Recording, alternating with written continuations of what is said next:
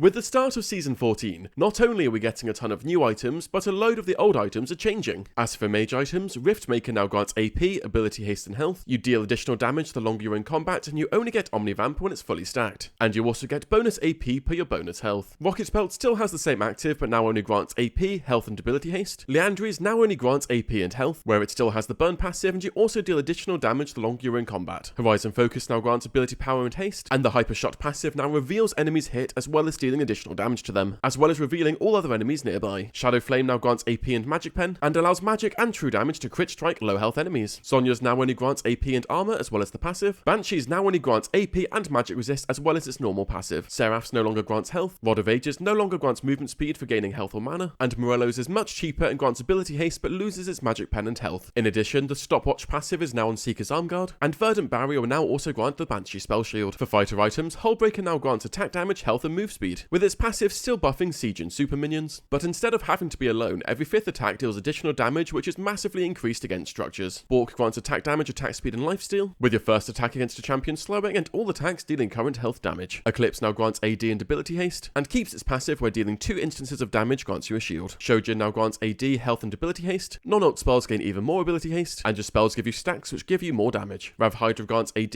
ability haste and lifesteal, as well as getting its old active back where you can press it to deal damage around you. Titanic grants AD and health, and also gets the active where you deal damage around you. Stridebreaker grants AD, attack speed and health, it's keeping the same active, and dealing damage increases your move speed. Wit's End now grants attack speed, magic resist and tenacity, with its newer passive simply applying on-hit damage. Sterax now grants health and tenacity, however the shield part of it no longer grants tenacity. Heartsteel now increases your maximum size per max health. Zeke's has a new passive where when you cast your ultimate you gain an ice storm around you which deals damage and slows. Locket no longer grants armor and magic resist to allies. Warmogs loses its ability haste but gains a lot of movement speed. Jackshow loses its ability haste but gains more armor and magic resist. Dead Man's now reduces the effect of slows on you. For assassin items, Seralda's Grudge now grants attack damage, lethality, ability haste as well as percentage armor pen. And damaging abilities now only slow enemies with 50% or less health. Ghostblade loses its ability haste, but gets easier access to move speed out of combat. For Marksman Items, Rageblade's passive no longer scales with crit strike chance, and this is instead replaced with just your attacks dealing additional damage on hit. Shiv's lightning effect now only scales with your level, and only hits a maximum of 6 targets. And Kraken Slayer's passive will now work once again with Gwynsu's Rageblade, making the 2 items a great combo again. For support item, Echoes of Helia loses its passive where it gains more AP per mana regen. Staff of Flowing Water's passive will no longer give ability haste and AP, and instead grants movement speed and AP. And finally, Doran's Blade is getting lifesteal again rather than Omnivamp, and Doran's Ring will now just restore flat mana per second, or health if you don't have mana. So there we have it. These are the most significant item changes going into Season 14. A few other items have also had their cost and stats slightly changed, and you can see a full list of these smaller changes in the description below.